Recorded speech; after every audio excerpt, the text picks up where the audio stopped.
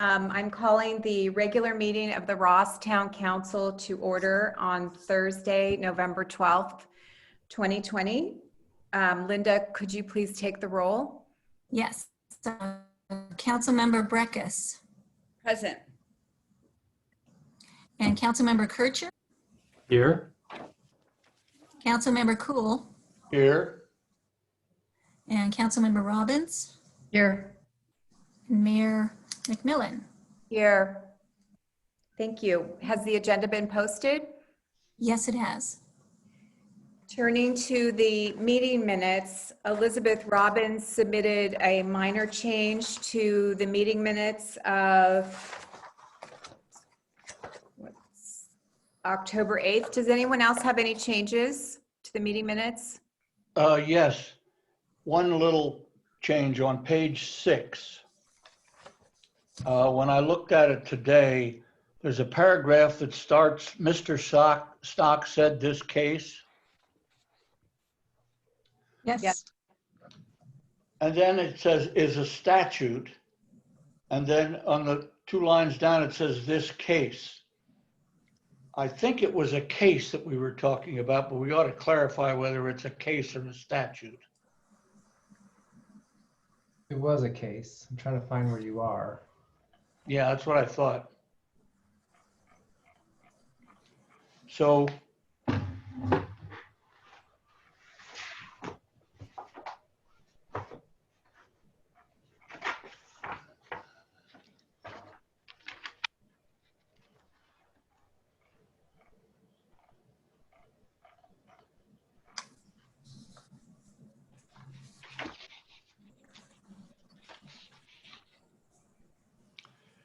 maybe what is needed is just to eliminate some language so that it says, Mr. Stock said the civil code was enacted in 1972, and that'll do it. Oh, I know what it says. All right, I found where you are. It should say, Mr. Stock said this case relates to a statute. Okay. Great. Okay. Can I make a suggestion on page 10? Top of the page. It says Councilmember Breckus recommended encouraging road maintenance agreements and working with homeowner groups. Is videotaping the limit of what can do? I'm wondering if it should say working with home groups to videotape is the limit of what we can do. I mean, and then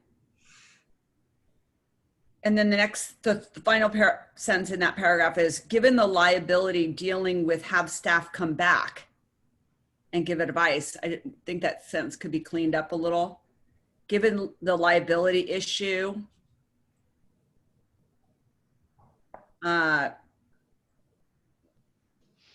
we propose staff come back and give advice. Maybe that would be good, better. Yeah, that's better. Okay. Any other changes? Okay, with those 3 changes, including the one that Elizabeth Robbins submitted earlier, could we have a motion to approve the minutes as amended? So moved. Second. Right, Linda? let's take the vote. How do you vote, Councilmember Breckus? Aye. And Councilmember Kircher? Aye. Councilmember Cool? Aye. Councilmember Robbins? Aye. And Mayor McMillan? Aye. The minutes are approved as amended. Thank you. Have the demands been met? Yes, they have. Thank you. Now is the time for public expression. It's limited to 3 minutes per speaker on items that are not on tonight's agenda. Linda, do you see anyone wishing to make a public comment? Yes, I see Wendy. I'm going to Wendy Newsel. I'm not sure how you pronounce it, but Nestle. Nestle, sorry. Yeah. Hello, everyone. My name is Wendy Nestle, and I'm one of the 23 commissioners on the Marin County Commission on Aging and represent District 2, which includes Ross. There's also a city appointee for Ross, Terry Dowling, who is also on this call tonight, I think. I work for the Department of Public Health in San Francisco as a medical social worker, making home visits to Spanish-speaking patients the last 23 years, and now have recently joined the Marin County Commission on Aging. And I live in San Anselmo with my husband and 2 children. The Marin County Commission on Aging is a federally mandated advisory council. Our mission is to promote the dignity, independence, and quality of life of older adults through advocacy, information, programs, and services. Our committees include housing and transportation, health and nutrition, planning, legislative, and we have recently formed a new subcommittee focused on equity, outreach, and advocacy, of which I am the vice chair. We want to identify unserved and/or underserved people in Marin and form relationships to coordinate efforts to serve everyone in our community. We want to learn about what groups and agencies are already doing and to see if we can support those efforts in some way. Our hope is to connect people to services by collaborating and offering our support, educating service providers and individuals about what the Marin Commission on Aging offers, and inviting everyone to our presentations and meetings. We want everyone to have a seat at the table and for all voices to be heard. The Marin Commission on Aging monthly meetings are generally held the first Thursday of the month at 10 a.m. Although in December, we are moving our meeting into the second Thursday, which will be December 10th, where the first hour is a presentation featuring guest speakers on a topic of interest to older adults, their families, and professionals. And then the commission business meeting follows from 11:15 to 12:30, and all are invited to attend, as well as to speak during the time allotted for public comment. For more information, you can contact Aging and Adult Services at 415-473-INFO. The numbers are 4636 for info, or go to www.marinhhs.org. I look forward to working together to serve all in our communities. Thank you. Thank you, Wendy. Anybody else? Yes, I have Terry Dowling coming in.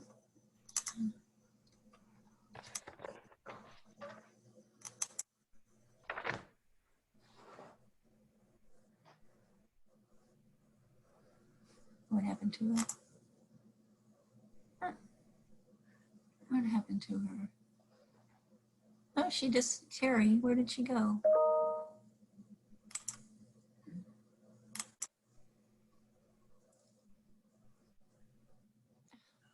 Sorry.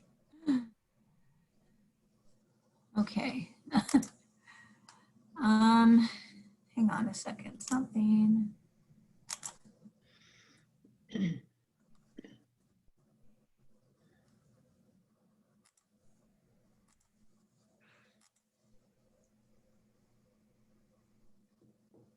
Not sure where she went. She was here. And If she comes back, we can accommodate her at a later time. okay, yeah, she's disappeared, so I'm not sure. Okay. Off. All right. Yeah, I did see her name out there twice in hand raised, but then, yeah, it would She disappear. just disappeared when I tried to promote her to a panelist. Oh, here she's back now. Okay, let's try again.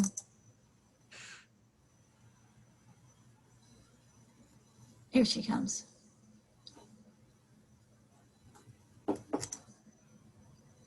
You want to unmute yourself, Terry.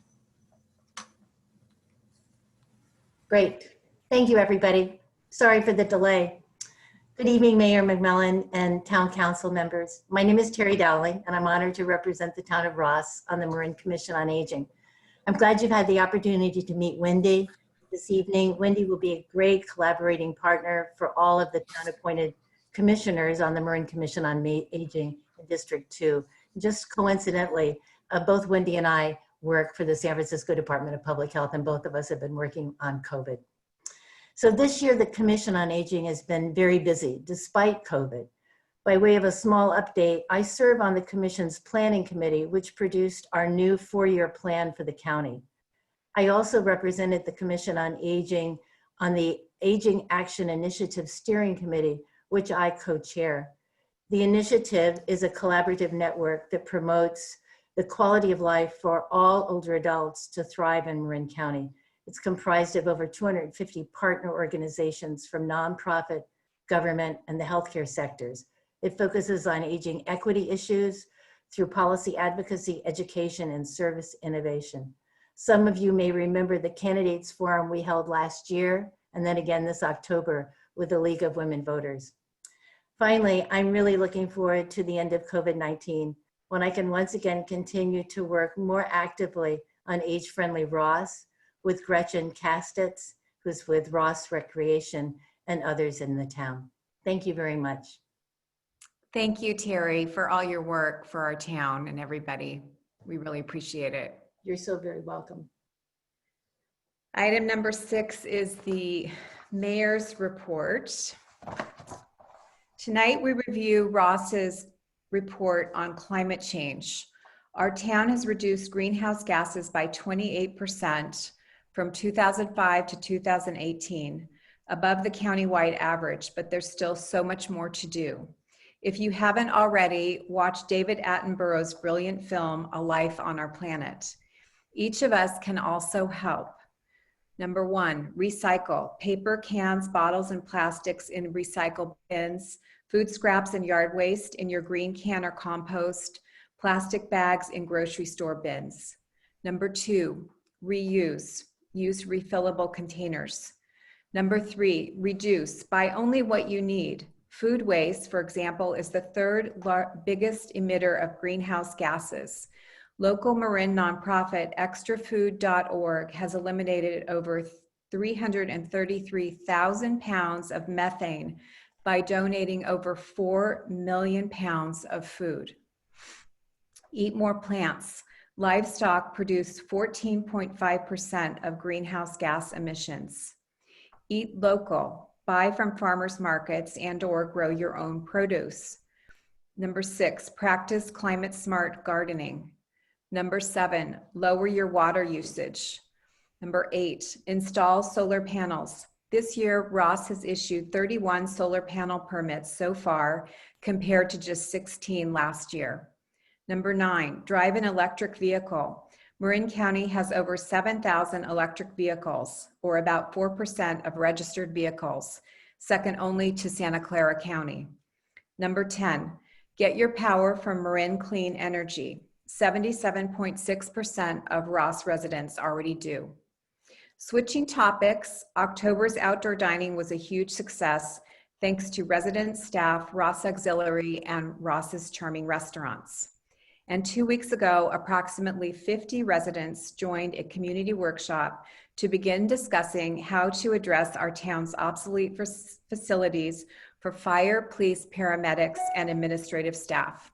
We thank everyone for participating. Please look for FAQs soon, followed by a questionnaire to give your feedback. Finally, Marin COVID cases have been increasing in the last week, and it is expected that Marin will move to a more restricted tier next week. Please keep wearing your masks and be safe over the holidays. Happy Thanksgiving. 7, council, committee, and liaison reports. Does anybody have anything? I have a couple of things. The executive officer from the Marin Wildfire Prevention Authority, Mark Brown, will be joining us at our town council meeting in December. And Elizabeth Breckus and I have been serving on the ad hoc committee to consider renaming Sir Francis Drake.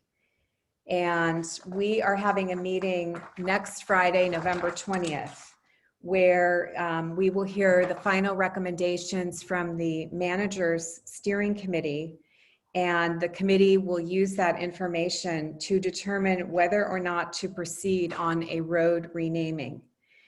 After that, it would be up to each individual jurisdiction. So it's Larkspur, Ross, San Anselmo, Fairfax, and the county to determine what to do with that, with our Sir Francis Drake working group recommendation. So stay tuned.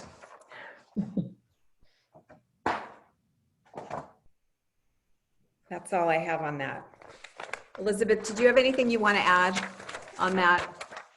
Elizabeth Breckus?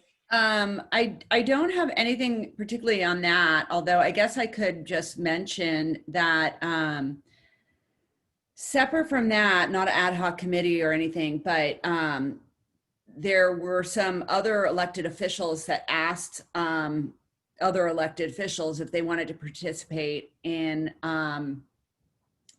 a discussion on racial justice and equality. And I'm one of those people participating, and I found it really interesting, actually. The group is called, that's running it is called Surge. It's SURJ, and I'm blanking on the. It's Stand Up for Racial Justice. Thank you. I'm participating too. It's led by some very young people, and you know, I'm just super impressed by them and super enjoying that experience. It's not you know, a committee of any kind. It's really just individually elected officials, but it's been fascinating to see how organized they are and how intelligent their discussion has been. And really, it's kind of just to, you know, talk about it and, you know, have a way to talk about it that helps us to feel supported as we wade into things and sometimes don't always say the right thing, but also to learn how to say the right things. And anyway, I wanted to just share that it's exceeded expectations by 100 times in terms of the quality of what they're doing. So, and the enthusiasm of these people. So anyway, that's it. Great. Thank you for sharing that. Number 8, staff and community reports. Town manager. Thank you, Mayor and council members. A few updates. One, the slurry seal of Shady Lane was completed this week, and that's from Southwood to Bolinas Avenue, which then completes our road projects for 2020, and it was a busy year. Second thing, we had Marin Wildfire Prevention Authority funded a cleanup of the vegetation for evacuation routes along Baywood, Wellington, and Crest, and that's underway. It might be completed. I drove that the other day. It looked like it was going along pretty well. And now they're going to be moving on to other, in the coming weeks, other roadways in the town. We are going to be switching seasons from potential fire season to rainy season.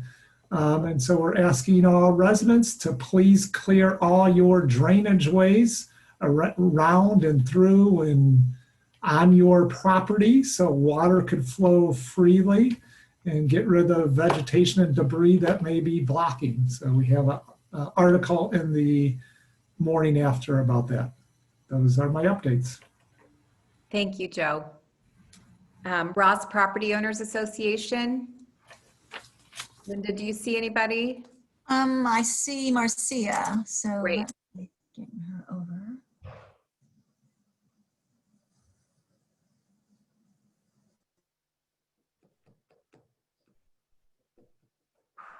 Hi, can you hear me? Hi, Marcia. Yes.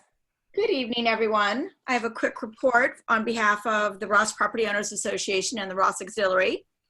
So currently we have 280 members. Donations this year have ranged from $500 to $1,500 per member, with an average member donation of $145. And as most town members know, the auxiliary has joined forces with the Ross Property Owners Association, and we've begun to work on some exciting projects together. So I'm going to give you a quick update. The first thing that's happening is we are really taking a tech leap. We are working on a new membership database in Salesforce, and this should help us, this tool will help us do our 2021 membership drive, which is due to kick off in January, as well as work with the auxiliary, which will be doing the town directory. And those two projects should dovetail quite nicely. and synergistically. Then for the Ross Property Owners Association, just an update on our projects. The hanging flower baskets will be taken down and retired for this season. They'll be recycled and will be back up in the spring. The water fountain, which is something that we've been very seriously interested in, and we've been working with the town and Joe. The update on that is that the Marin Municipal Water District has accepted the town's application, and Jeff Koblik will meet with Rich to help determine the location. So that's on track for us. And then the Ross Auxiliary co-chairs, Adrian Liggett and Elena Batella, are going to spearhead decorating the downtown for the holidays with winter-themed banners and wreaths and flowers and what other wonderful ideas they can come up with. So we should have some hopefully nice festive adornment. There are some key events that are coming up for the season. And the first is the Ross Auxiliary is joining with Crown and Crumpet, and they've teamed up to create the Ugly Sweater Cookie Decorating Kits, which will be, you probably got an email about this, which sounds like a great idea. It's so cute. So hopefully people will participate with that. And then the auxiliary will also be hosting what they're calling Winterfest on Wheels on December 12th in lieu of the traditional tree lighting and holiday sing. So the plan is to do a car parade, and we are, the auxiliary is currently working with Joe and the town and the police to clear a route for a motorcade. The idea is perhaps to start at Branson and have a set route going down Fernhill and making a ride onto Shady Lane. The thought is that Ross property owners will appeal to Ross residents if they want to showcase their holiday decorations in time for the parade. The evening of this event will be December 12th. And hopefully this will give some cheer, since we can't be singing around the tree in person. And then there are two other things that are happening. There'll be more information forthcoming, but just to give you a heads up, the Ross Property Owners Association is going to announce a photo contest, something along the lines of sites around town. And, you know, we want people to take photos, submit them. It'll be some sort of contest. And we will also display these photos on a gallery, which will be part of our website. And then the last little bit here is that the auxiliary is going to be working with Adopt a Family and adopting several families for the holidays. And they'd like to, of course, encourage town participants and or town council members. The RPOA board is going to take on adopting a family, and you know, looking forward to making it a success. Again, this is being spearheaded by Elena Batella and Adrian Liggett. And that would be my report. Thank you. Thank you, Marcia. You guys are really busy. That's wonderful. All fun, right? Yeah, it's all good. Thank you. Number 9, consent agenda. Does anyone from the town council wish to remove any of the items A through F from the consent agenda? Does any member of the public wish to remove any item from the consent agenda? Linda, do you see anybody? I do not. Okay. Then can we have a motion to approve the consent agenda, please? So moved. Okay, let's take the vote. Councilmember Breckus.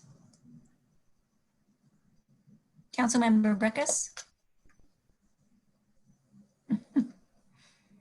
You're muted. Aye. Okay, thank you. Councilmember Kircher, Aye. Councilmember Cool, Aye. Councilmember Robbins, Aye. and Mayor McMillan. Aye. Okay, consent items A through F are adopted. Passed. The motion's passed. Sorry. Thank you. Moving to item number 10A, 5 Madera Avenue. I am recused from this matter, so I will turn my screen off. Elizabeth Robbins will be taking over. And Matthew, do you have a report on this project?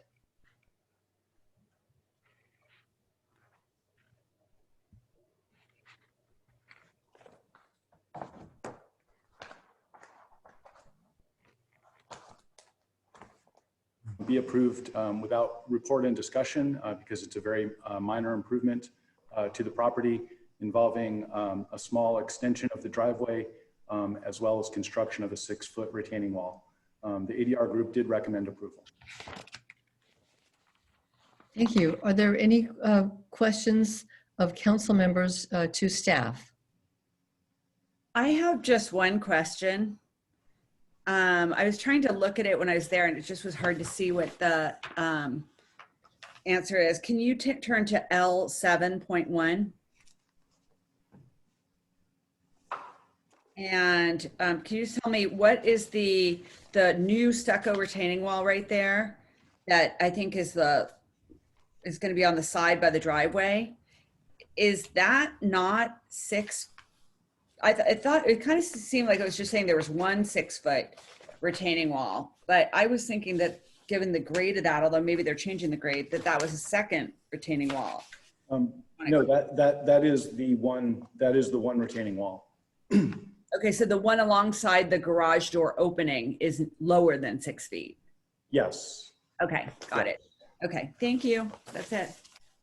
Are there any other questions of council members to staff? Then let's open it up to the applicant. Would the applicant like to make any comments or discuss the project? And you're not required to, and you can speak later if you would like.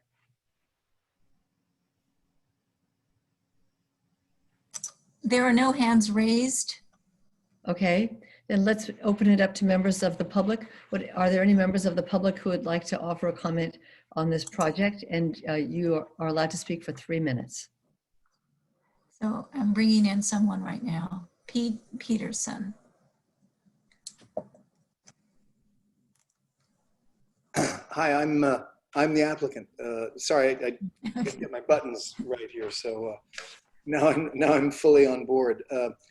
Yeah, I just wanted to chime in and say how helpful staff was preparing our documentation for this.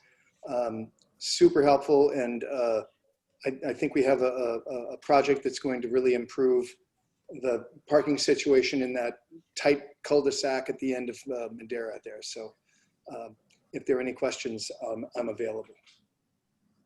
Thank you. Are there any other comments from members of the public? Not that I can see. All right, then let's bring it back to the council. Is there any discussion, or would someone like to make a motion? Move to approve. Is there a second? Second. All right, let's take the vote. Councilmember Breckus Aye. and Councilmember Kircher, Aye. Councilmember Cool, Aye. and Councilmember Robbins. Aye. The motion passes unanimously. Thank you. Elizabeth. Next, number 11, an updated discussion on modernizing the Civic Center facilities process and next steps. Joe? Thank you, Mayor and council members. I want to provide an update discussion of the process and next steps related to the town facilities. On October 29th, in partnership with our outreach and engagement consultant, MIG, we hosted an online community workshop to discuss the future of the Civic Center. The workshop was attended by approximately 50 members of the public, in addition to the full council. During the workshop, the Ross Valley Fire Department Chief, Jason Weber, and I provide background information on the project and discuss various technical studies that have been prepared. After some informal polling and a brief question and answer period, participants were distributed to one of 3 breakout discussion groups. The conversations were framed around 4 discussion questions. The participants asked a number of questions where they are looking for more information, as well as providing their thoughts on the topic. And it was a valuable evening for us. The workshop was designed for the public to provide their thoughts and questions on what public safety facilities are important to have rebuilt within the town. The forum provided a healthy public participation in which we heard a diverse set of the thoughts and opinions and questions and heard them early in the process. Town staff is currently putting together a frequently asked question sheet with responses to questions, and we'll be distributing to residents through a townwide email next week. It will also be posted online. Also online, available online, is a video of the main presentation along with each of the 3 separate breakout group discussions and a written summary from the workshop. The dialogue is helping us move forward in the community engagement process and providing the additional information to the community. Ultimately, the facilities plan needs to be supported by the Ross community in order to be constructed so the police officers, firefighters, paramedics, and town staff have safe, up-to-date facilities to provide services from. Moving forward in the process, the next step is providing the community with that fact sheet, along with pointing to residents all the resources that are already available on at our website and online, such as the August 13 council staff report, the 3 technical studies that underlie all the work, the summary project fact sheet, and all the community information we talked about. Town staff is, of course, available and welcomes input and questions from residents on this important topic. On the week of November 30th, we will be distributing to the community questionnaire related to this topic to the Ross residents. Following that, the upcoming town council meetings will include further presentation and discussion and opportunities for the public to provide input and comments. The council is to decide on a final scope for the Civic Center project in early 2021, and specifically which facilities to be rebuilt.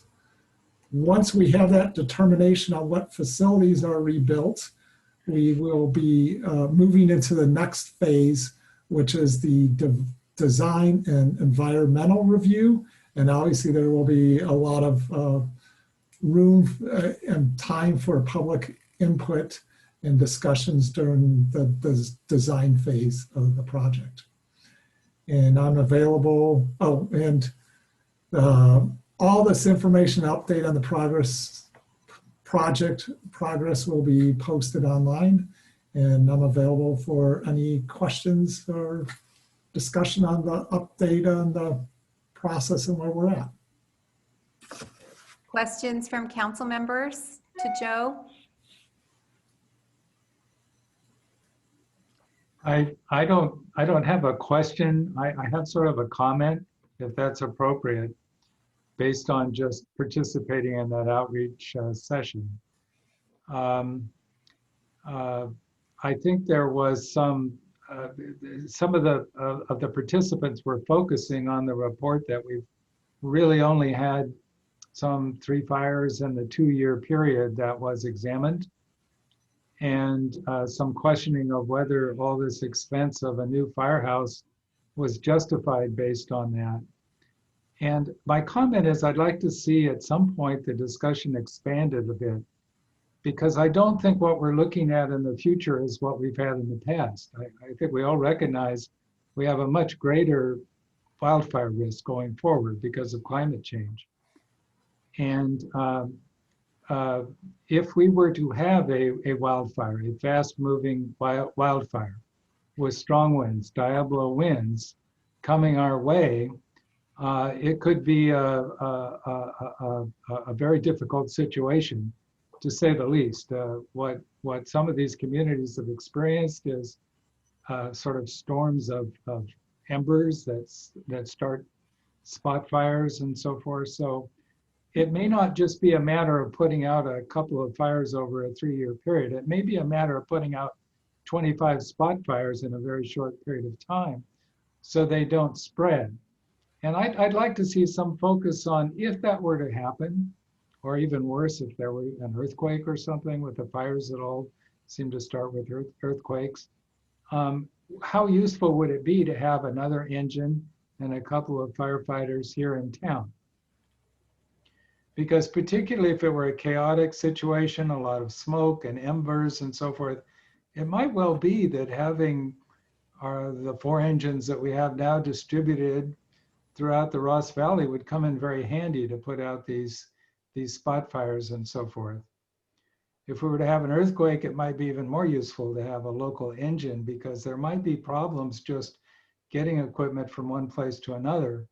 In the recent heavy rainstorm we had a few years ago, on the street I live on, we had, I think it was 2 or 3 trees come down. And the fire department didn't have to put out any fires. They had to come and chop up those trees and get them out of the roadway because we couldn't go anywhere. And in an emergency situation, it might not just be firefighting. It might be removing down the power poles, which are very problematic because they have to be de-energized, cutting up trees, removing them so people can evacuate. And I haven't really heard much discussion of that or any discussion of it, but I think it's something we ought to at some point take into account.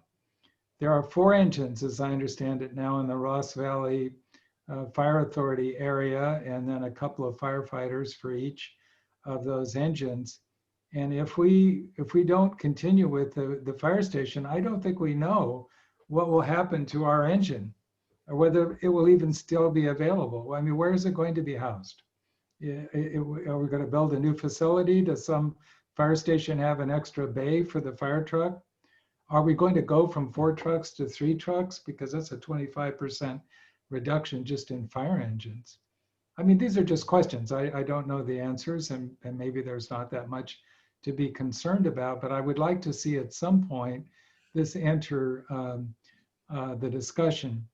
The other thing I'm not sure people appreciate is that if we don't rebuild the firehouse, we will have to make arrangements with perhaps the Kentfield district and then the other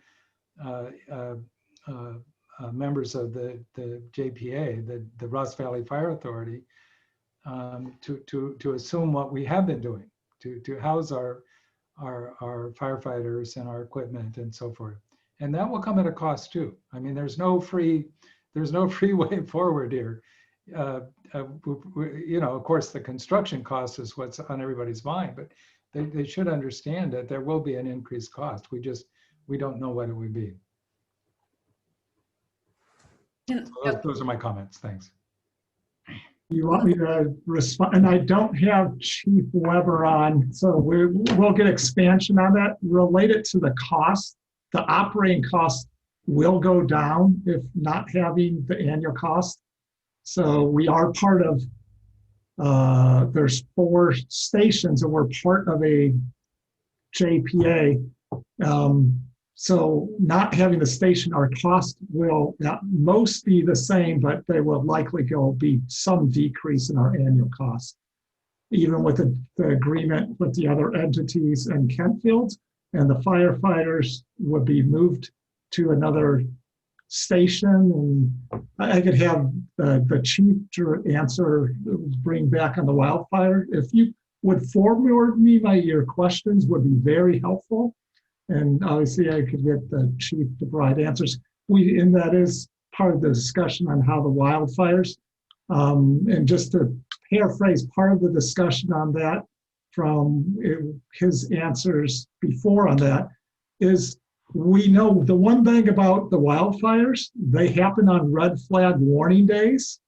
And what happens, we upstaff throughout all Marin County and probably the neighboring counties, upstaffs engines and has them ready throughout the county. And really it's a regional response what you're getting on the wildfires. It's not our station's doing this, the San Anselmo's doing this at Kempville. It's working as a regional, seeing where they need to deploy and move. So the one thing about the wildfires on a red flag day, which is when most of them happen, they're upstaffed throughout this whole Ross Valley and throughout Marin County to move resources around to where the need is. But we would definitely have the chief, if you give me, I hear your questions, but obviously we'll have the chief provide responses to those questions and information. Elizabeth Breckus. Well, I just want to say, I think that Bill's point is a really, really good one in terms of, you know, what was discussed and what was not discussed. And I think the points weren't really discussed. And, you know, I thought it was an excellent presentation when we had the special meeting. And I obviously wasn't in a breakout room, but it sounds like that was valuable as well. But, you know, I fear that people will tune in and get certain facts and then tune out and have made up their mind and not really continue the engagement as we develop better questions, which I think Bill just put forth a number of excellent ones. So, you know, that is a concern. I think that it would be nice if staff could, as we go through this, do that. And to Joe's comment about the expenses, and with my experience of joining the council when we were told, the town was told, we will save all this money. We will save so much money. Oh, we're going to save so much money. It didn't happen. It did not happen like it was promised.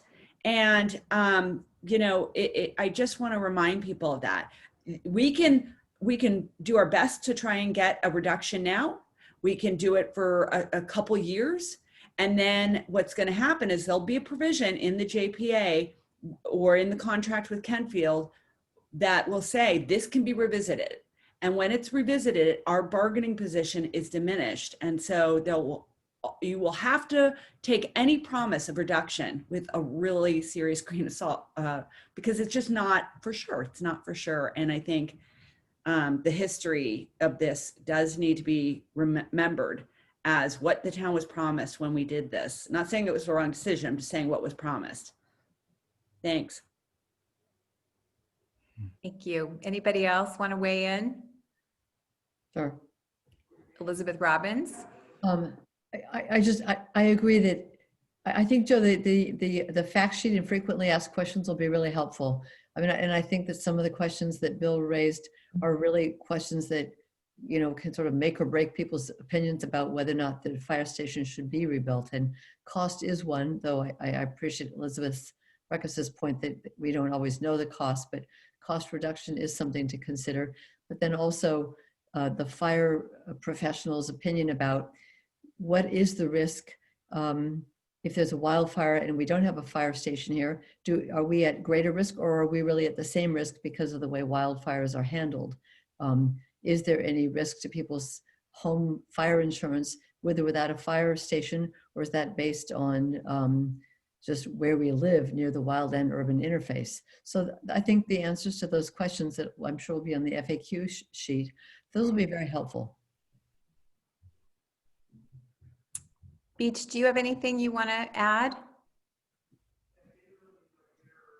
Well, only the observation that I think we are going to find that whether we have a fire station with one engine here in Ross or we don't, is not going to have much effect on fighting wildfires, because as Elizabeth Robbins has pointed out, part of it is really that we see the conditions coming, dry weather, winds, and so forth. And I think Joe mentioned this too. And we staff up in the Ross Valley to be prepared to fight a wildfire, the commencement of a wildfire, at a moment's notice. And our one truck, if it's here or in San Anselmo, I think we're going to find does not make much difference with regard to fighting wildfires. But I agree that we need to hear a further presentation from Jason Weber regarding some of these questions. Yeah, I listened to all the breakout groups, and Jason and Joe were in one of the groups, and Jason did an excellent job of explaining to the group how a response to a wildfire is a regional response, and wildfires occur when there are red flag warnings because of the weather and the humidity, and the wind and all those factors. So it is a regional response, but I think it would help, Joe, to have Jason come back and not only address that, but also another big comment that Elizabeth Robbins just raised was people were expressing concern that if we did not have our own fire station, that we would be at risk of either having our homeowners' fire insurance canceled or our premiums go up a lot. And I know Jason addressed that in that smaller breakout group as well. But I think it would be good to have him come back and explain that to everybody. And I'm sure in your FAQs, both of those issues are being addressed. Okay, should we open it up to the public and see if the public has any comments or questions? Linda, do you see anybody? There's currently no one with their hands raised. Okay. All right, I think we're off to a good start, and it's going to take a while to get people educated. I think the circulation of the FAQs next week will help people a lot if they read them, and hopefully they'll go to the website and see all the great information that's there too. And then when they get their questionnaire, they will hopefully be knowledgeable to fill it out, and it won't be an emotional reaction. Thank you, Joe.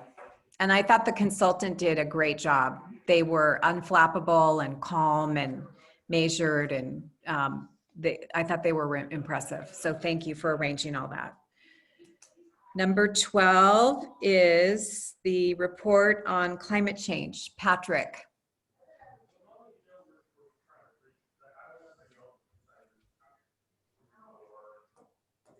Okay, thank you, Mayor McMillan, members of the council. The item before you is a report on climate change and sustainability in Ross. It is a report item, so there's no resolution or approvals necessary. It's just information for the council. So some background on why we have this report. The town did adopt a climate action plan in 2010.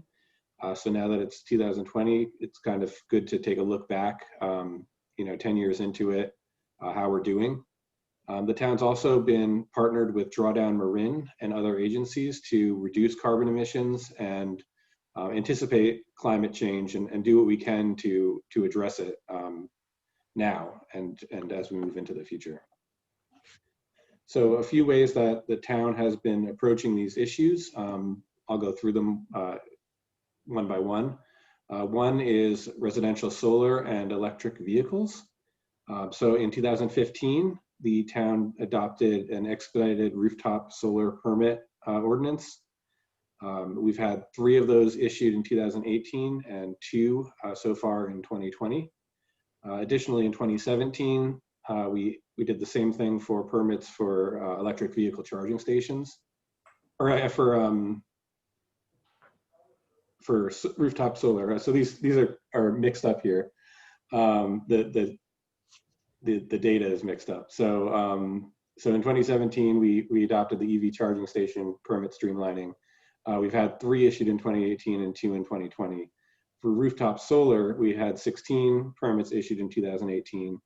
And so far in 2020, we are at 31 permits issued for installation of rooftop solar. Additionally, the Governor's Office of Business and Economic Development, or GoBiz, tracks EV streamlining throughout the state.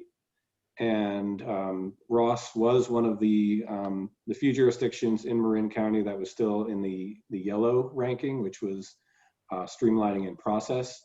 But this month we are going to be moved to green. We've done everything necessary to bring us up to the streamlining is enabled in the town of Ross as far as having these EV stations permitted and accommodating electric vehicles. To do our part, the town has installed a dual port EV charging station at Town Hall. It's on the side of the police building. And we also have plans to install one at the post office, probably early next year. And since 2018, all building inspections, so site inspections and site visits have been conducted using an EV, or electric vehicle, that was purchased through grant money. So since the building department is out there on the road every day, this is a significant impact on the greenhouse gases that are generated through our operations. Talking about energy efficiency and sustainable infrastructure, the council elected to opt into a PG&E program, which would replace our low efficiency streetlights with highly efficient LED streetlights. There were 206 lights evaluated through this program, which was implemented at the beginning of, I believe, 2019. And it results in about an 80% reduction in our energy consumption, which saves around $8,000 a year in energy costs. And because these LED lights have a 20-year lifespan, we're reducing the amount of fossil fuels that are used going out and replacing the lights, as well as the waste involved in throwing out expended lights and shipping new replacement lights in. So there are other benefits to moving to this highly efficient and long-lasting type of street light. Regarding waste and diversion rates, so diversion is basically the waste stream that is not sent to landfill. The town's taken a number of approaches to this. One is through Zero Waste Marin. There's a grant program that we participated in every year. And those have involved things like purchasing water bottles, reusable water bottles and reusable bags for members of the community. Installing a water fountain at Natalie Coffin Green Park that has bottle filling options on it. We've also, separately from the Zero Waste Marin program at Natalie Coffin, we've installed recycled tire pathways at the park. So the treading on the pathway is actually made of recycled tires, so those are not going to landfill, they're instead going to help our parks. And you may have noticed the underutilized paper recycling bins that were in the common have been replaced now with composting bins, which in addition to food waste can also take things like pizza boxes and napkins and paper plates. So they are receiving heavy use, especially nowadays that a lot of people are picnicking outdoors in the common. We've also been partnered with Marin Clean Energy, MCE. They were formed in 2008 and launched in 2010. It's California's first community choice aggregation program. Basically, it's state legislation that allows communities to choose where the electrons are coming from for their power system. And so Marin Clean Energy is the group that finds that source of energy. It's then transmitted over PG&E transmission lines. And then individual customers choose whether they'd like general PG&E power or they'd like their power to come through MCE. And MCE has a variety of options. One of them, the base program, is 60% of your energy is going to be coming from renewable sources like solar, wind, bioenergy, geothermal, hydroelectric. And so we have 77.7% of Ross customers utilize some level of MCE services. They also have a program called Deep Green, in which all of your power is coming from renewable sources. And in Ross, 5.1% of our MCE customers are using that service. In 2017, the council opted to upgrade municipal service to that. So Town Hall and all of our facilities are running off of the Deep Green program.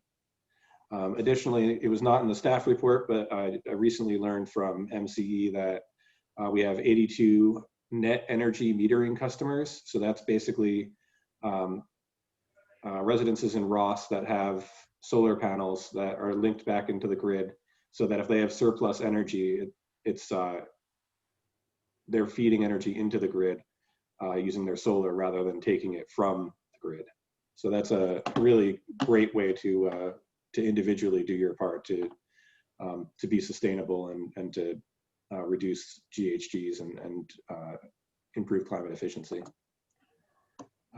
The town is also partnered with a group called Marin Climate and Energy Partnership, so MCEP, not MCE, but although MCE is a member of this organization. It was formed in 2007, and it's made up of the Marin towns and cities, as well as Marin County, MCE, the Transit Authority of Marin, and the Marin Municipal Water District. And the purpose is really to collaborate and pool resources and address, again, GHGs and climate change, and work with all of our climate action plans to try to realize those goals. We have a representative on MCEP's executive committee, and they meet once a month prior to the full partnerships meeting and kind of determine what should be on the agenda and look for the topics of discussion and kind of plan that out. And they did recently release a report. It looked at GHG emissions countywide between 2005 and 2018. And the report found that Ross is on the higher end of emissions reductions, better than the county average at 28% reduced GHGs from our starting number in 2005. So that is on track with our climate action plan goals, which wanted to have which our goal was to have a 20% reduction by the year 2020. So we only have this data through 2018, but the trend seems to be showing that our GHGs are generally going down. So it's safe to say that we've met that goal. There's still a lot of work to do. If you look at the second bar chart on this slide, the 2050 state goal is an 80% reduction from 1990 levels. So that's statewide. There are a number of large producers of greenhouse gases across the state that will also be addressed. There's recent legislation that most of the council is probably aware of about moving to non-gasoline vehicles by 2050. And so there's actions that are going to be taken at the state level, but also at the local level. It's a target that we need to keep focused on and keep implementing these programs. The mayor's report at the beginning of this meeting talks about some ways that we can all do our part. And so staff's recommendation is basically that we keep doing that. We're making good progress, but there is a lot more to do. So we should all just be cognizant of that. And if there are any questions, I am available. Thank you. Thank you, Patrick. Questions, council members? Anyone from the public have a question or a comment? I don't see any raised hands. Okay. Thank you very much, Patrick. Thank you. Excellent job. Next is number 14, 34 Poplar Avenue, variance and non-conformity permit and town council consideration of adoption of resolution number. Excuse me, Mayor. I think you skipped one item, number 30. Oh, I'm sorry. I'm trying to skip that item, right? We're sick of that item. Joe, give us a COVID update. Yes, and I wish it was more positive than it is tonight. Where Marin County had been making positive progress, as the mayor mentioned in her comments, we have been seeing a significant increases in cases, particularly in the last week. So we're actually lagging the increases that have been seen regionally in many parts of the Bay Areas throughout in the nation, but it is Marin, the case levels are definitely increasing. It's also changing, what's changed in the last month or month and a half, where before a high amount of the caseload, like 2/3, was in the Latino community, particularly the Canal District, and with essential service workers, it's now spread much more widely throughout Marin County. The increases, and I was on a call, I'm getting this information from Dr. Willis, the public health officer, today in our Marin managers call. The transmissions have really been increasing in indoor dining and indoor settings.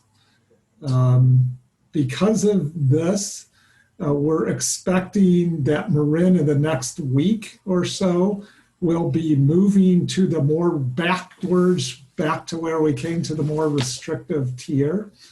And what that's going to be next Tuesday, indoor dining is going to be reduced from 50% to 25%. And similar reductions are going to happen at indoor theaters, at faith-based gatherings and cultural ceremonies, all going from 50 to 25%.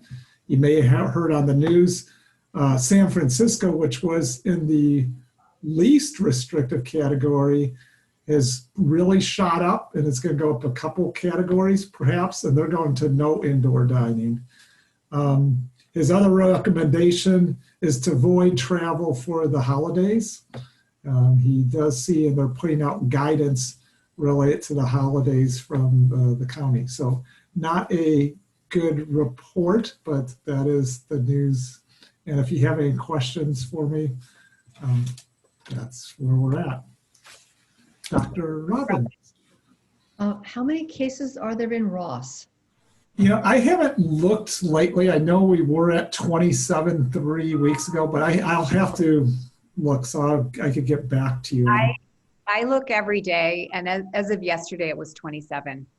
Are you looking, which one of the two sites they don't update regular? Or are you at the deep detail? That's probably what I'm looking at. Okay. So if it's 27, then we would have changed in the last 3 or so weeks, because that's where we were 2 or 3 weeks ago. I'm not sure, like one of the charts they don't update on a regular basis though. I look at the map that shows map of Ross, and the number changes.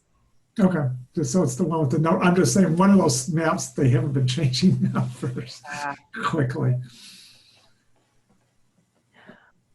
But yeah, so it is something to watch for. Obviously, the precautions and mask, and he's saying really we got to be really careful with the gatherings and the indoor settings in particular. The focus is really a lot of the transmissions are happening in indoor spaces.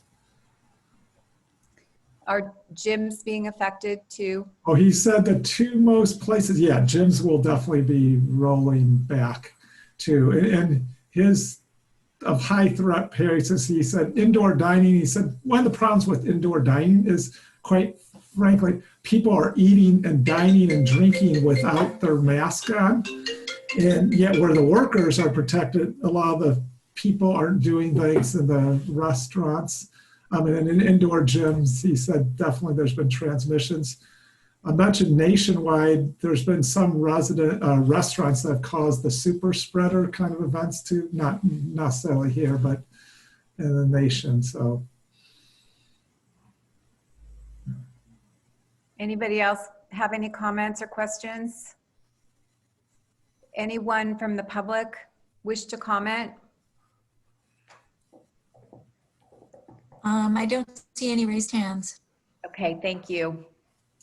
Now, number 14, 34 Poplar Avenue, variance and nonconformity permit and town council consideration of adoption of resolution number 2186. Matthew. Thank you, Mayor and council members. The item before you is the Sugar residence at 34 Poplar Avenue. The owners are Jeff and Cassie Sugar, and the applicant is Imprints Landscape Architecture. And here is the project site. It is a rather small lot for Ross, 7,500 square feet, located on the east side of Poplar Avenue. And some project history. In 1995, a variance was constructed on the north side of the property to screen the property from the adjacent commercial property. So a new 6 to 10 foot wall was constructed between the properties as a separation between the commercial and residential.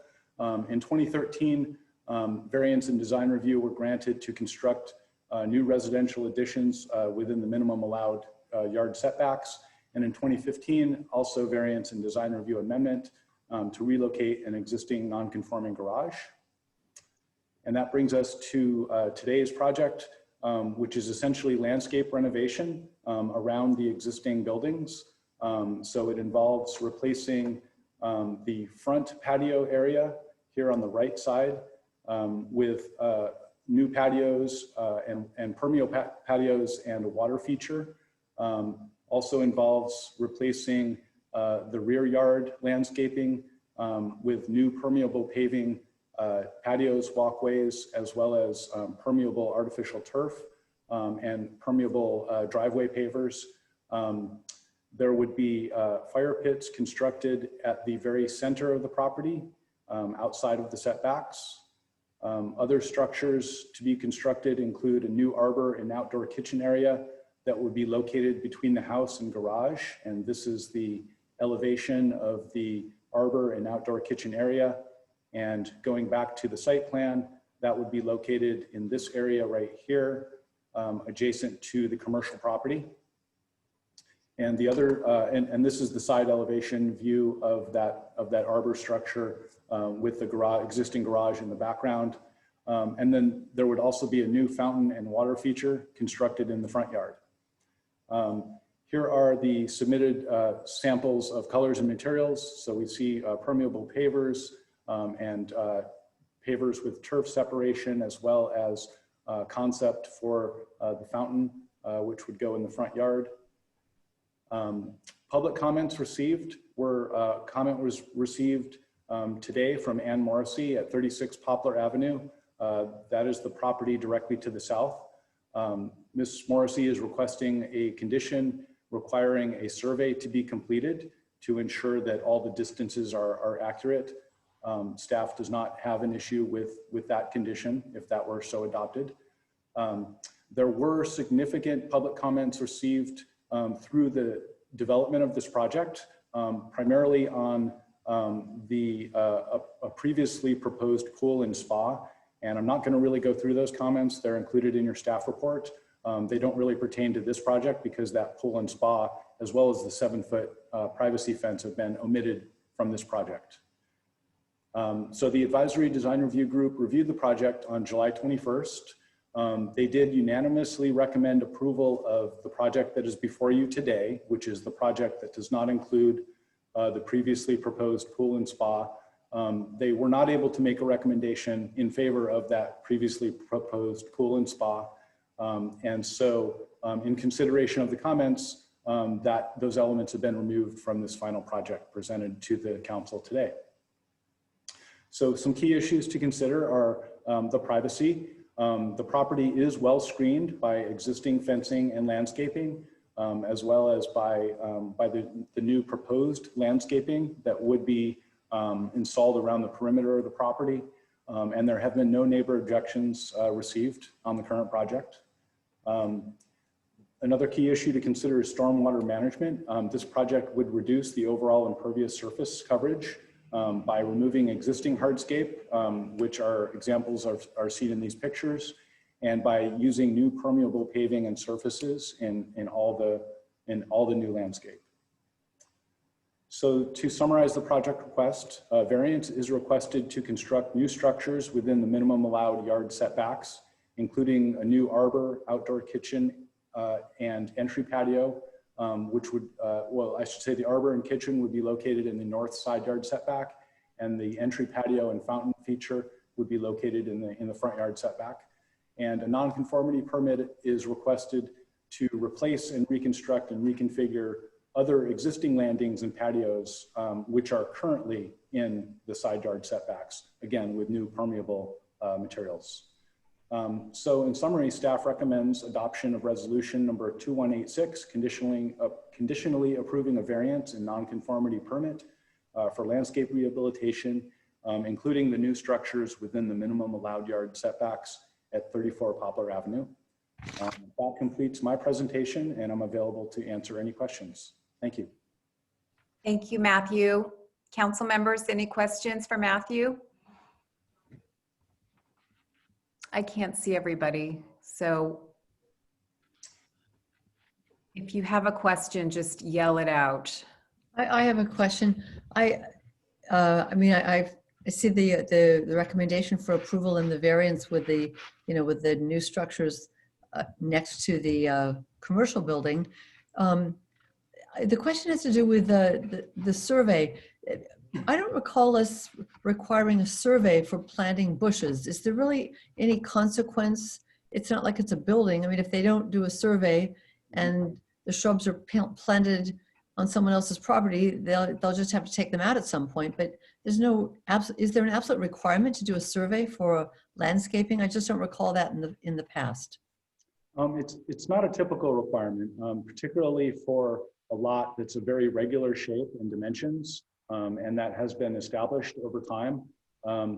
The only question would be if there, for some reason, say a fence was not constructed directly on a property line. And I think the only area of concern might be, for instance, the location of the new proposed patio in relation to the neighbor to the south.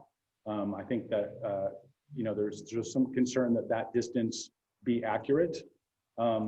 But typically for this level of project, planning would not typically require a survey to be done because the distances can be typically very easily verified in the field.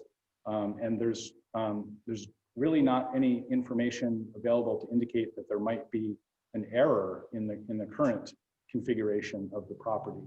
So typically, no, the answer is no, we would not require a survey. However, it certainly wouldn't hurt to have a survey done. It would verify perhaps locations. All right, thank you very much. Anybody else? Would the applicant like to make any comments?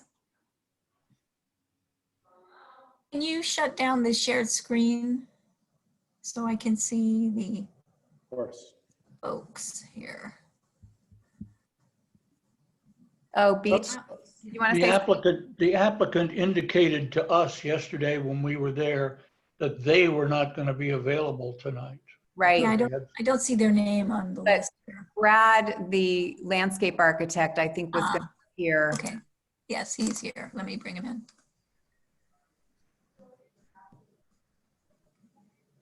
Hi, can you see me now? We can see your B. Big B. My B. Okay. There you are. I think Matthew did an excellent job in capping and describing the project. It's a simple, much more simple project than was first presented to the ADR. That the previous goal was primarily the pool, and we've since removed that from the proposal that you're seeing here. And the bulk of this project now is an arbor and a barbecue and a patio replacement. The survey question, I received a site plan from an architect who did the extensive renovation project. And I've talked to them numerous times about the fence lines and the boundaries, and they had obtained a boundary map from a previous architect and then had done field measuring, and then I double checked the field measuring and it was accurate to within inches.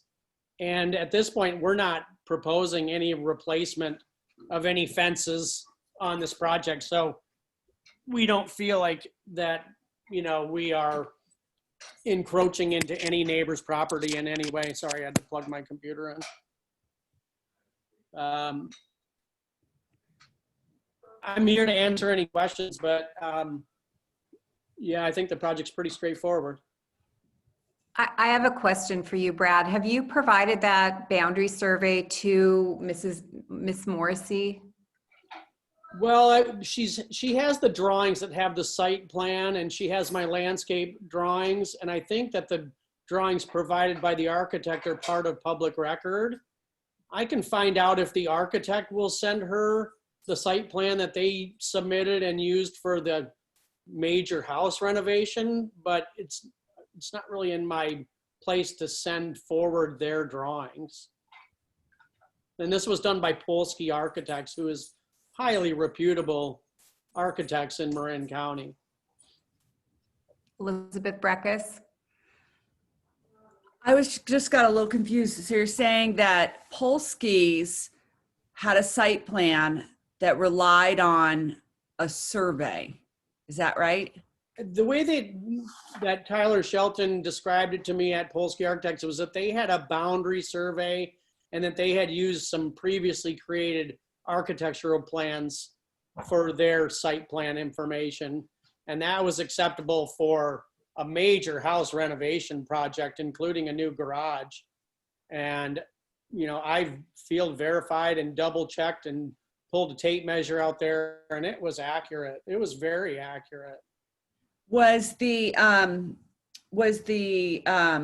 boundary survey between 34 and 36? And can you tell me who the surveyor was?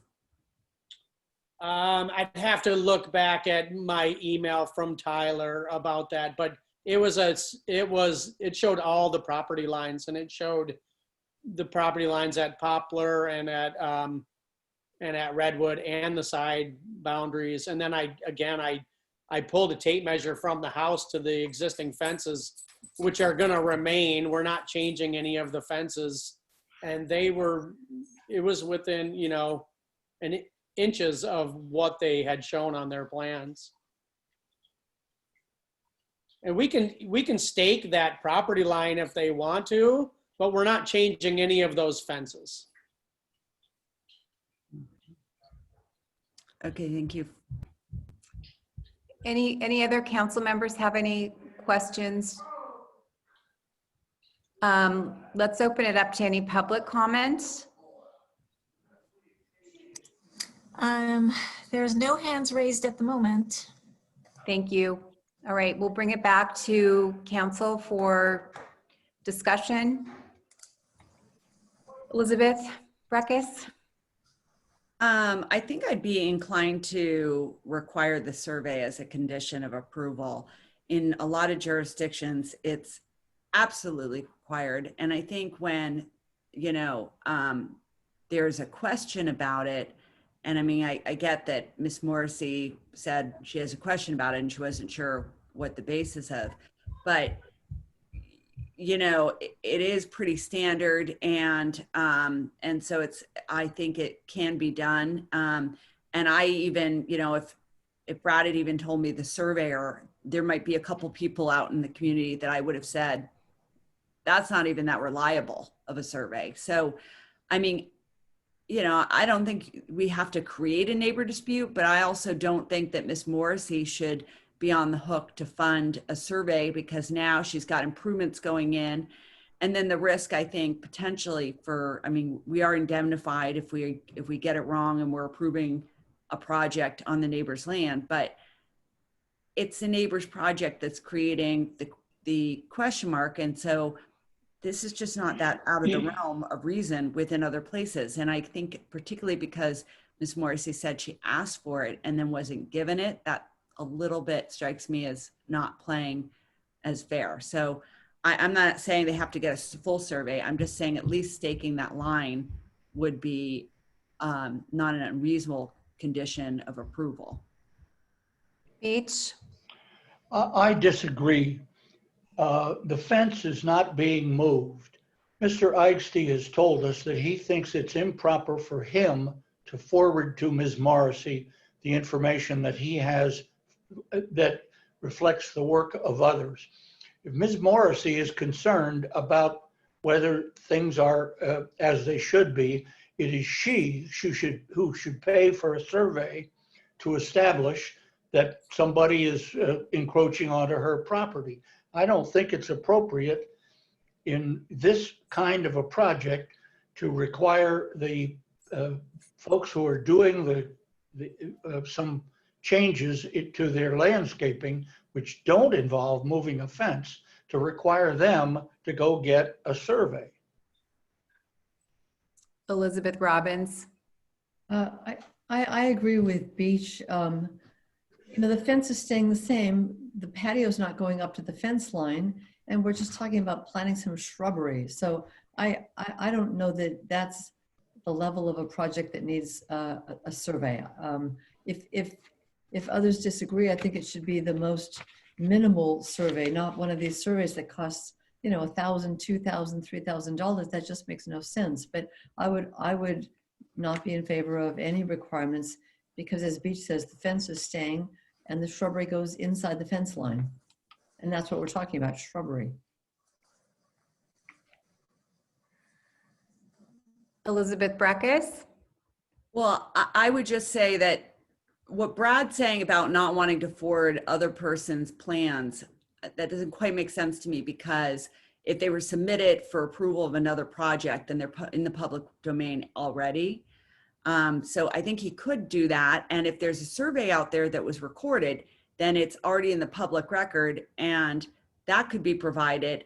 And yes, Miss Morrissey could get in her car and drive up to the county records and make an appointment and pull that survey, but she might not know how to do that. Some people call my office to figure out how to do that. I think there's a background here that I'm not liking of not providing that information voluntarily when you're submitting a plan, and not when you go out and you look at how close that fence is to that home. And they are requesting to put things in the setbacks, and the neighbor's not complaining about that. They simply are saying, hey, I'd like to see what the survey shows that was done and have it done. And I agree with Councilmember Robbins that, you don't have to require a full survey. If a survey was done, there should be some markers out in the ground. They should be able to stake that, and potentially just someone could, when they're planting, just look at it and give the neighbor assurance. And I guess I just don't like the idea of the neighbor having to put out a single dollar because her neighbors are planting or creating this project, but they are putting a bunch of things, they're putting an outdoor kitchen right outside their window. And I think it's not unreasonable for them to just make this one request. I thought the outdoor kitchen was at the opposite side.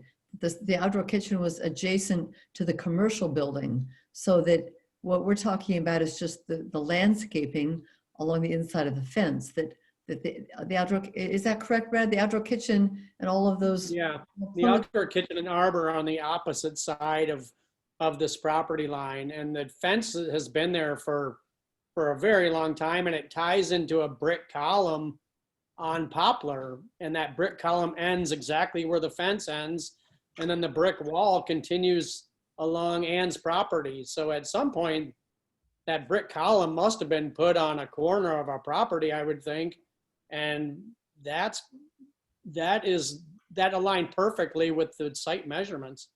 I mean, I just never thought that this was going to be an issue, to be honest. Mayor McMillan, if I could just Patrick. jump in. I just wanted to state that since it's typically not a requirement from planning that a survey be included as a condition of approval.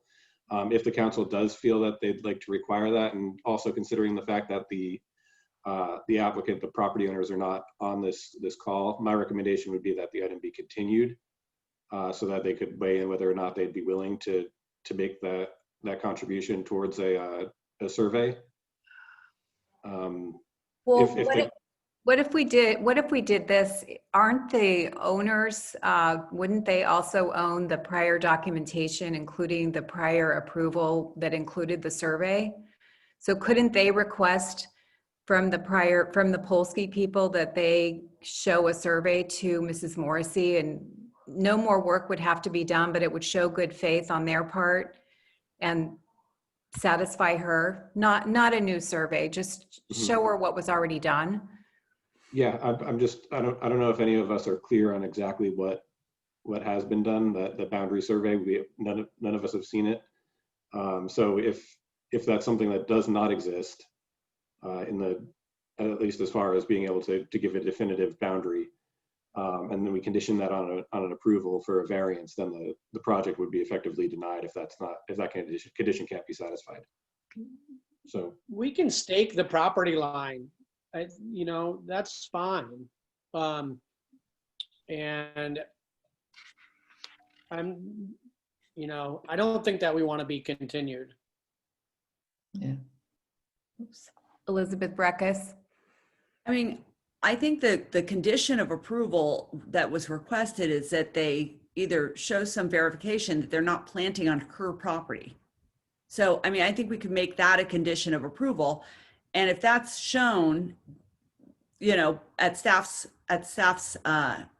level of comfort, then the project, that condition is met. It's really whether or not, I mean, that was as I interpreted Ms. Morrissey's request. And again, if there is an underlying survey somewhere, I don't expect that that's a big problem. No, it's not a problem at all. Beach, do you want to say something? Yes.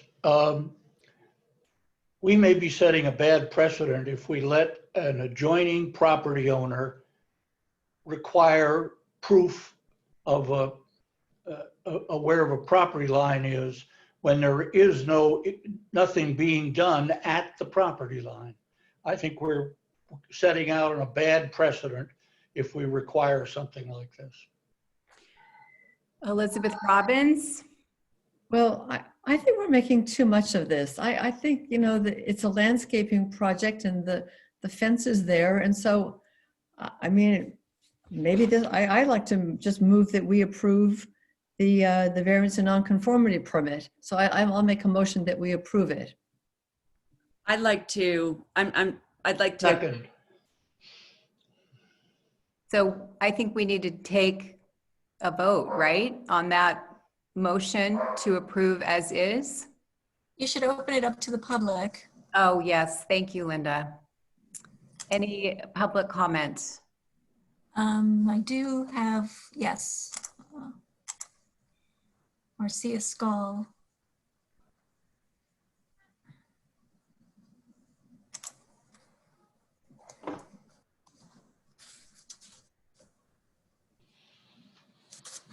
You're on, Marcia. You want to unmute?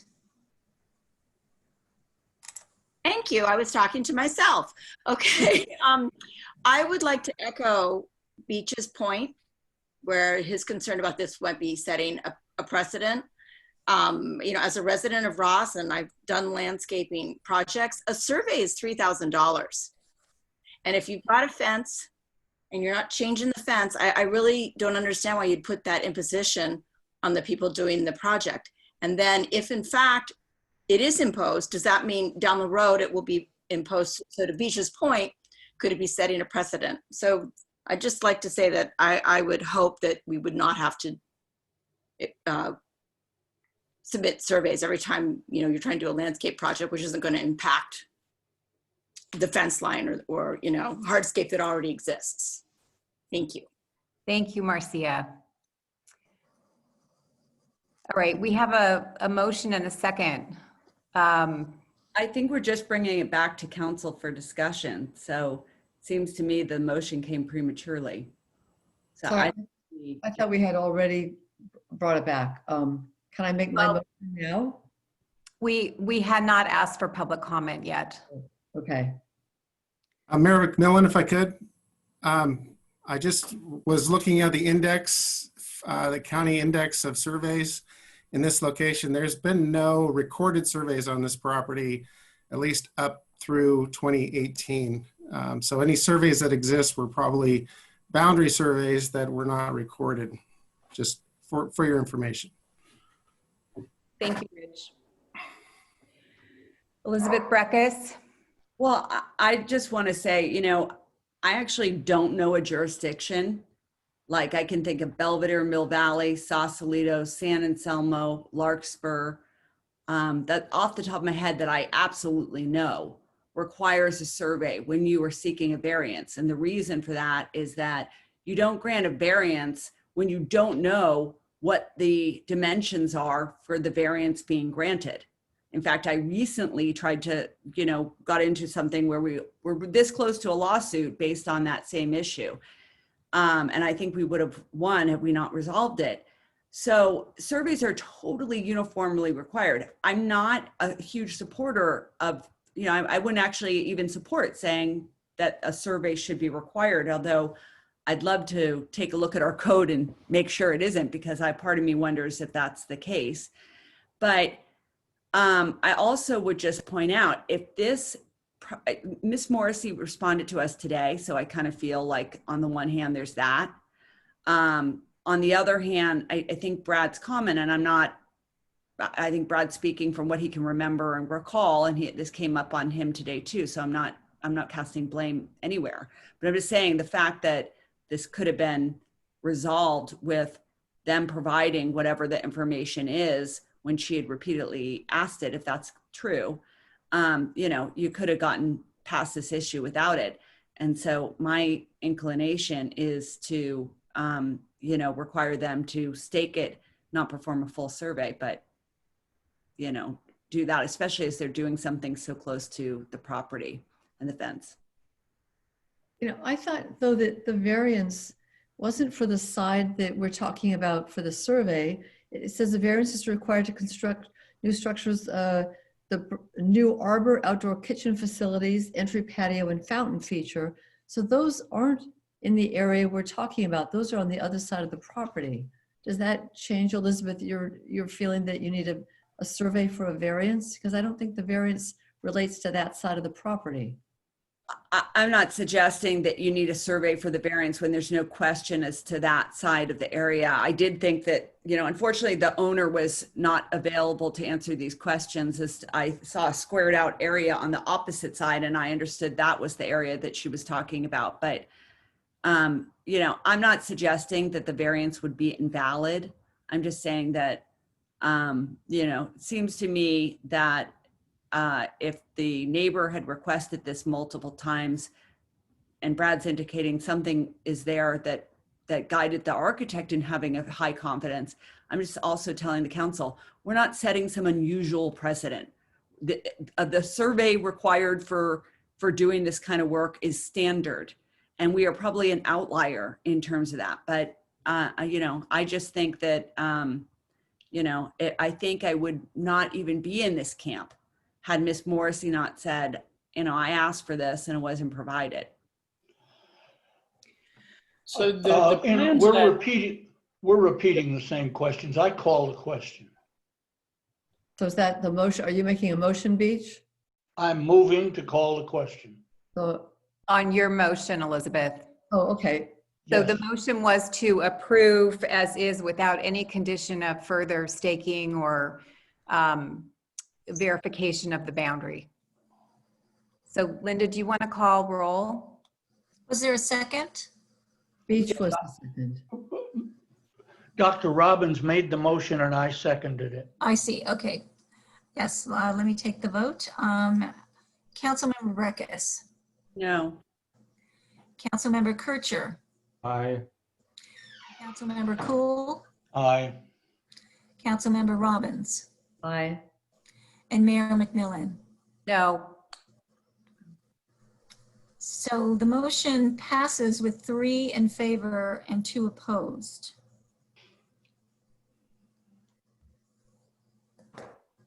Could I just say, Brad, that if there's a way to help the neighbor understand the boundary, just, not as a condition of the application, I think it would be good for neighbor relations. That's all I'll say. Yeah, sure. And we want to have good neighbor relations. And I really didn't realize it had come to this level. I realized it more when we were talking about replacing fences. But once that was taken off the table, I really didn't understand the disparity here and why there was so much concern about this property line location. Okay. I think you're on the next project too, aren't you? 105? Yes. All right, we're turning now to number 15, 105 Bolinas Avenue, variance permit and town council consideration of adoption of resolution number 2187. Matthew. Thank you, Mayor McMillan and council members. The item before you is the Dickerson residence at 105 Bolinas Avenue. The owners are Roger and Melissa Dickerson, and the applicant is Imprints Landscape Architecture. The property is located on the south side of Bolinas Avenue. It is a 13,000 square foot lot, relatively flat. Some project history. The existing property was constructed in 1998, the existing residence. In 1999, a variance and design review were issued to modify the residence. In 2000, an amendment to those previously approvals was granted. And in 2001, a variance to construct arbors, patios, and landscape structures within non-conforming setbacks within the west side yard setback area. And that is the area that is proposed for the new property. So this is the west side yard that was previously constructed in 2001. And the current proposal is to construct a new pool and spa and associated patio in the west side yard, located approximately 10 feet from the property line. There would also be new English laurel and magnolia trees planted along the side and rear property lines to screen, which would add to the existing screening that's already there and fencing. The project also includes a new pool equipment enclosure, which would be located directly adjacent to the house behind the west side yard fence. And the west side yard fence would actually be raised to 6 feet, and hedges would be planted in front of that fence to screen the new pool from the public right of way. And here are some colors and materials, or samples of colors and materials that would be used with the project. Written comments were received from Rich Petavello, who is the neighbor directly to the south. He is in support of the project. He would be the neighbor whose setback area would be encroached into, essentially. And also written comment from Trevor Buck at 83 Bolinas Avenue, supporting the project. The advisory design review group reviewed the project on October 20th. They recommended by a vote of 3-2 that the project was consistent with design review standards and criteria, with additional screening from the public right of way, which involves a new 6-foot fence across the west side yard and a new hedge. And that's been integrated into the project via an update to the project description. So the final revised project is consistent with the ADR group recommendations. The dissenting ADR group members actually favored an alternative location for the pool spa, which is in the rear yard. That'll be discussed a little more in just a minute. So some key issues for the council to consider are privacy. The property is very well screened currently by fencing, existing fencing, and by landscaping. This is a picture of the location where the new pool would be located. So the existing screening is obvious. And there would be new trees planted along that rear property line as well as along the side property line to add to the screening. Another key issue is stormwater management. The project would reduce the overall impervious surface coverage by removing existing hardscape and structures. Some of those existing hardscape and structures are shown here in these pictures, and all of those would be replaced with new permeable paving. Another key issue to consider is a potential alternate location for the pool and spa. That alternate location is obviously the existing rear yard, which is currently occupied by mature redwood trees that provide environmental value to the property and to the neighborhood. And the owner has indicated that there's really two concerns. One is the health of the trees, health and well-being of the trees. And second is even if a pool were to be located without impacting the health of the trees, is that a viable location for a pool, given that it's shaded and that it would be constantly being dropped on by the trees. So that's factored into the applicant's proposal.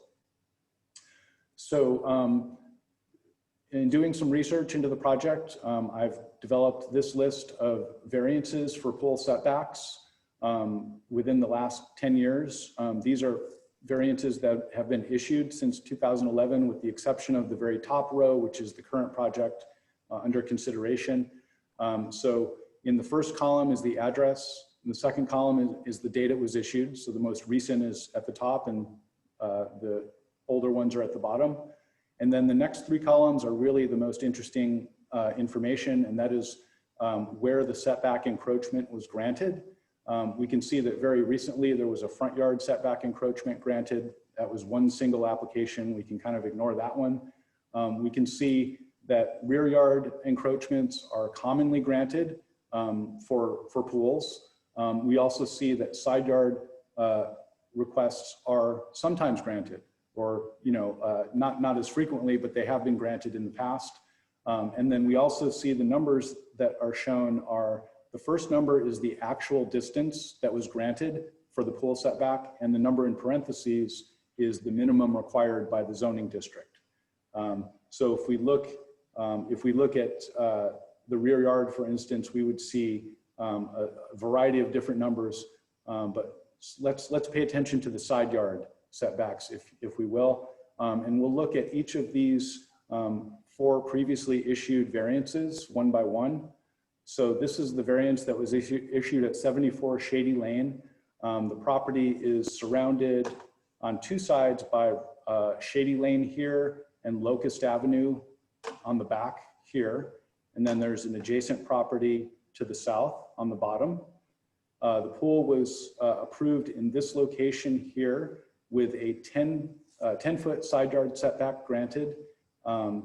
The adjacent house is actually located approximately 40 feet away from the pool. So, so with that 10-yard setback, there's an additional 30 feet from this property line to the nearest house, essentially. So the variance, the next variance we'll look at is at 123 Lagunitas Road. This was not a new pool per se. This was a replacement pool. The previously pool location is shown in this dotted curvy line. So it was a very unusually shaped pool, but it was in essentially the same location as this pool that was approved with a 5-yard setback. And this pool is located approximately 50 feet to the nearest residence to the south. So with the 5-yard setback plus an additional approximately 45 feet to that nearest residence. And the next one we'll look at is the variance granted at 45 Bolinas Avenue. This is the property that most resembles the current project. The lots are almost identical in size. 45 Bolinas is actually 200 square feet smaller than 105 Bolinas Avenue. In this case, a 3-foot side yard setback was granted, and the pool itself is located approximately 15 feet to the nearest residence, which is to the north here, and actually at the back of the property. So this is an example of a variance granted where the distances were actually much less than the current proposal, both in the setback granted and in the distance to the nearest residence. And then lastly, the variance at 33 Wellington Avenue. In the minutes, tree protection and tree preservation was cited as a factor in approving this variance. The variance was approved with an 11.5-foot side yard setback. It may be noted that the side yard is adjacent to Madrone Way, so it's not actually adjacent to another residential property. And then the property directly across Madrone Way, the house is approximately 50 feet, again, to the nearest residence. So in looking at these 4 side yard setbacks that were previously granted for pools, in general, the distance to the nearest residence was in the 40 to 50 foot range, but there is one example of 45 Bolinas, which is in this neighborhood and very similar lot configuration, where there was a much smaller side yard and distance to the nearest residence approved. So to summarize the project request, it is a variance to construct a new combination pool spa within a minimum allowed side yard setback. And staff's recommendation is to adopt resolution number 2187, conditionally approving a variance to construct the new combination pool spa at 105 Bolinas Avenue. That concludes my presentation, and I'm available to answer any questions. Thank you.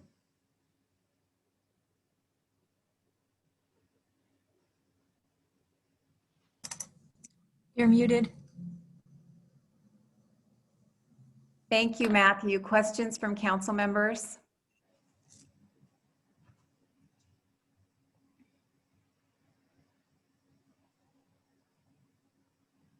Anybody? I can't see everyone.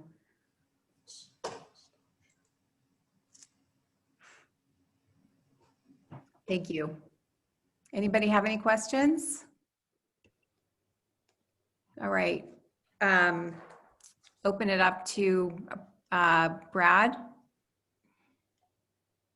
Yeah, again, thank you for the great presentation.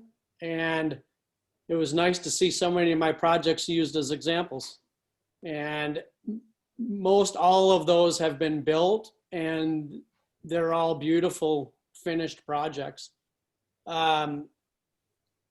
One point that was made in the ADR group especially, and has been brought up since, is why didn't we put the pool in the rear yard area?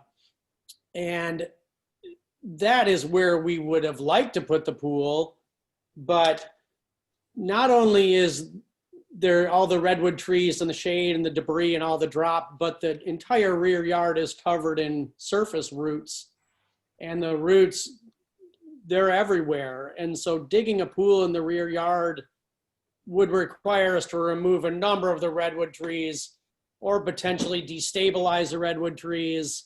And we just didn't want to ask for the removal of these trees, and the owner doesn't want to remove the trees.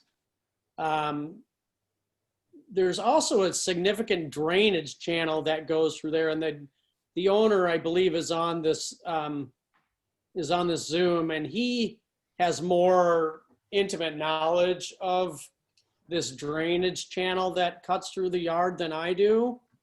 And I think he wanted to talk about that. I'm not seeing, I don't see everybody that's on this. I'm bringing him in. Roger Dickerson, there he is. I asked him to just speak about this drainage channel in particular. Yeah, if on Matthew's presentation, which was actually amazing and I learned a lot, I appreciate that. I think on the map on page 2 or 3, when you show the properties on Bolinas Avenue, if you look, you can see a line going through those properties in the back. That's really where the water drains. I think a few of our houses around me have grandfathered the ability to cover over that drain, but it does flow underneath where our hot tub is currently. If you can look just on the back, it's blue on some houses and black on dark on others. It does flow basically from, I think it starts up near 121 and flows behind 111, 109, 107, and all of us. So that was besides the trees, that is an impact. And in fact, that was a point brought up in the ADR by our neighbor on our 103 side. Our neighbor John, not Van Muir. Bozell. Thank you. He actually was also he had sent an email the day of the ADR in support of the pool as well. So not only did he bring up that point, but he's in support of the project as well. And quite frankly, we wouldn't have brought the application to you guys unless we had the support of our impacted neighbors. And Rich sent a nice email today. So it's just a little more color on what we're looking at now. In terms of the redwood trees, I get that in a perfect world you want in the backyard. Absolutely. That if we would have started fresh, we would have done that. But those trees we have 9 mature redwoods. And while you could cut a few back, and in fact, it was brought up in the ADR to just take out a few trees. Even if we did that, you'd still have a handful of redwood trees that would be dropping debris into the pool. And we spent a lot of time debating this, and and looking at it. We've had one of our largest tree trimmed to above the house line to make sure we didn't have any fire issues. And quite frankly, when it was the biggest tree and when we took the bottom 30 feet, cleared it out, we did not get much light either. So unless we did significant removal of most of those trees, we would still be impacted. And quite frankly, I don't think the pool would be usable with the amount of debris going into it. Where our hot tub is today, the only person who uses is my youngest son, because every time the top comes off, it feels like we're swimming in a bowl of redwood soup. So for that reason, we wanted it on the side. And in fact, in Rich's email to the council, our neighbor in 107, he said that the three previous owners of the house had the same discussion with him about that would make the most sense to put the pool. Thank you, Roger. Anyone from the public wish to make a statement? There are no raised hands at this time. Okay, all right, let's bring it back for a discussion, the council. So I could start. I certainly support a pool for this property. It's it's a big property. For me, a problem is with a property this big, is it correct to issue a variance for a site that's very near the neighbor's house when, you know, pretty much everyone on ADR said, well, the logical place for the pool is indeed in the backyard. And certainly there are redwood trees. I mean, my experience is they drop during September, but not year round. And pools are covered anyway. And they can be trimmed up and they can be removed. And with the space in the backyard, I mean, it looks like there's even space for the pool without even removing a tree. So I think the real question is it correct? You know, we're reluctant to give variances unless the property really is a hardship property and you can't enjoy it without a variance without a variance for what you want to build. And so the real question is this a hardship property that needs a variance? Or will we then be doing variances for everybody's pool in the side yard that are right next to the property? You know, is the backyard an option after all? So I'm kind of, if it weren't for a variance, I don't think I would like the side yard location. I think the back is better, but I would be okay with it because it doesn't need a variance. But I'm kind of troubled by, is this something that warrants a variance when there is another site? So I'd be curious what others think about that. Elizabeth Breckus. I think this does meet the rules relating to variance because, you know, well, certainly it's consistent with our past approvals of these. And it's certainly a lot that could take a pool, you know. It's not a small lot. It could take a pool. It's just that it can't take a pool because we've got these rules relating to redwoods, which I've reminded you before, if you're in Tiburon, you get a pool, take a redwood out with a building permit over the counter. You know, we have a really different way of looking at redwoods in Ross. So, and the drainage probably adds another element there, but I'm totally fine with this. Anyone else? Do we refuse to let people remove redwood trees? I mean, aren't there ways you can remove a redwood tree, or is it like not allowed in this town? I mean, I think it should be more than it is. I think they're kind of like the sacred cow here, but I would defer to Patrick or Matthew. I don't think the town has an express rule prohibiting removal of redwood trees. Patrick. That's correct, Mayor. We don't have a rule about them. We do have a process for tree removal. It's in our municipal code, and heritage trees do have a higher tree restitution requirement associated with them.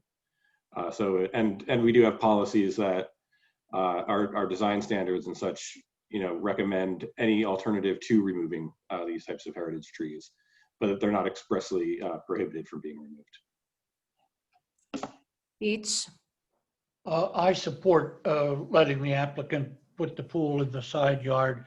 I think removing any of these redwood trees would be a shame when there is a better way, when there is another way to accommodate that pool without getting any objection from the neighbors.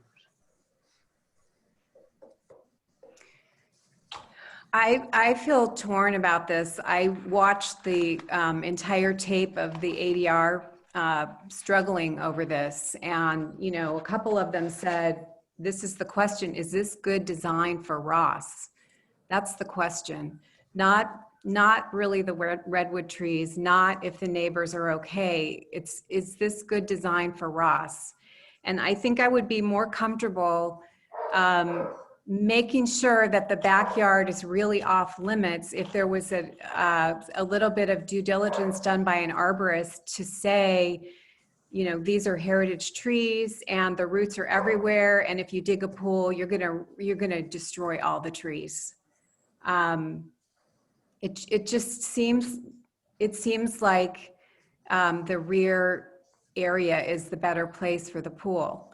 On the other hand, looking at the presentation that Matthew did, 45 Bolinas seems pretty analogous to what we're being asked to do now. So I'm really on the fence here. Bill, do you want to say something to help me out? Well, when I viewed the property, of course, I had a preference for the rear yard just as a matter of policy.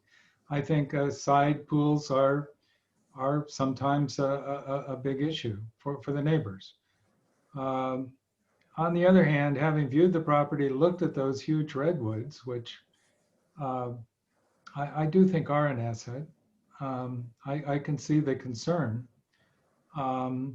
There is one very large one that if you took it out would create some space, but there are roots under there. There are all kinds of things going on. And as Roger said, you still have a problem with the shade and the leaves. So I think like the ADR committee where it was close, I think I would lean in favor of it for this particular project on Bolinas Avenue. It's not something I really feel strongly about, but on balance, I would lean in favor. Okay, anybody else want to say anything or should we have a motion? Well, public comment. Yeah, public comment. Thank you, Bill. Public comment?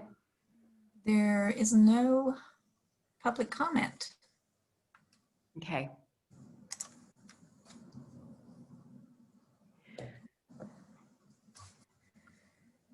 Move to approve.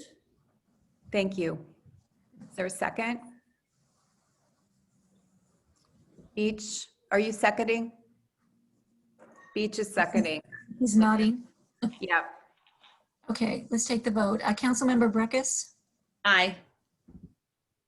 and Councilmember Kircher, Aye. Councilmember Cool, Aye. Councilmember Robbins, Aye. and Mayor McMillan. Aye. The motion passes unanimously. Thank you. Thank you. Thank you, Brad. Thank you, Roger. All right, number 16, no action items. Council correspondence? Anybody? Nobody? All right, future council items. Anybody have any suggestions for future council items? I have a suggestion for a future council item, and it was brought to my attention from participating in the Marin Wildfire Prevention Authority board meetings. They are moving to action item meeting minutes only. And I think given that our meetings are being recorded, it might make sense to consider doing that. So I would like that to be considered at a future meeting. Does anyone want to second that? I'm not sure what you're saying. You mean shorter minutes? I mean, action item minutes instead of like a transcript. Yeah, much shorter, much more succinct. Here's what was considered. Here's what we did. For Ross? You're talking about for Ross or? Yes, yes. Instead of what? I was very confusing. Sorry, Beach? Instead of what? Instead of the current meeting minutes that we have that are basically a transcript of everything. Okay, I'm the only one that thinks that. I'm not a fan. Well, I'm sorry, I didn't mean to cut anyone off, but I have, since I'm the newest council members, I find myself frequently going back, sometimes several years, and reading prior minutes. I will say that if it's really controversial, I end up listening to the tape anyway, because sometimes I can't really follow the minutes, which are summaries, and I would just like to hear the full transcript. So, well, I'm not sure. Again, I'm willing to weigh in one way or the other, but I think we should consider it. I think it would save some time, perhaps, and some expense. Okay, well, that's two of us. Thank you, Bill. Anything else before we adjourn? Okay, everyone, have a safe Thanksgiving. It's 8:02. Hopefully I'll see you in person soon. Thank you. Thank you. Good night. Bye, everyone.